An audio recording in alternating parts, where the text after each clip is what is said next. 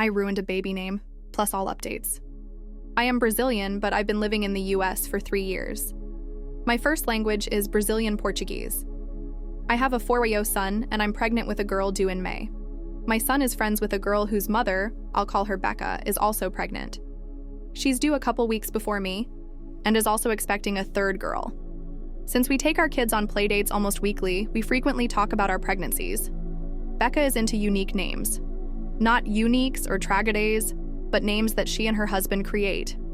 It's not my style, but she managed to come up with genuinely nice names, both her older daughters, so there was never really a reason for me to say anything. This time, Becca and her husband had a lot of trouble coming up with a new name. She first brought this up last December. For months, they'd try to create something that sounded good, with no success.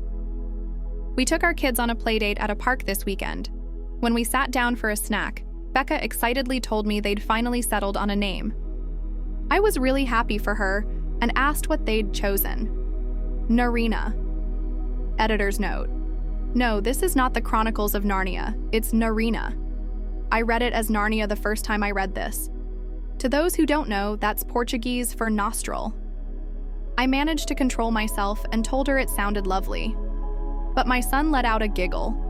My husband and I are raising him bilingual, so he speaks Portuguese. And Becca wanted to know why. I tried to brush it off, but she kept insisting. Eventually, I told her that while Narina could be a lovely name, it was also the Portuguese word for nostril. Becca seemed really sad to hear that. She said she'd think of something else, but had fallen in love with Narina. After we went home, Becca's husband called me. He was furious at me for ruining the only name they had agreed on. Apparently, he had a fight with Becca because she told him she wanted to think of something else.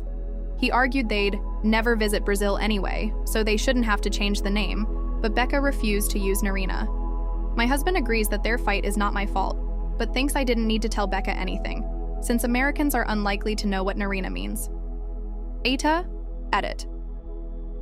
This was not my son's fault. He is 4 years old and had an honest reaction to hearing a baby would essentially be named Nostril. I get that some people might think I was the AH, but don't blame my child for this. Edit 2. Okay, a lot of people are misreading Narina as Narnia. No real comment on that, but the Chronicles of Nostril has a nice ring to it. Updata. Hey Reddit. Thank you for all your feedback and advice on my original post. First of all, I want to clarify that I never told Becca not to name her daughter Narina. I just told her what it meant in Portuguese, and only because my son laughed. Again, this wasn't his fault. It was my translation that made her change the name, but that was still her decision.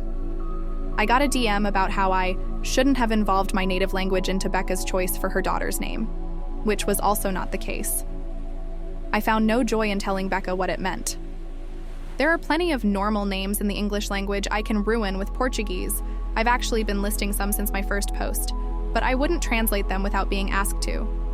Many of you came forward saying that Narina was also a flower, the Finnish word for a creaking sound and an actual Persian name.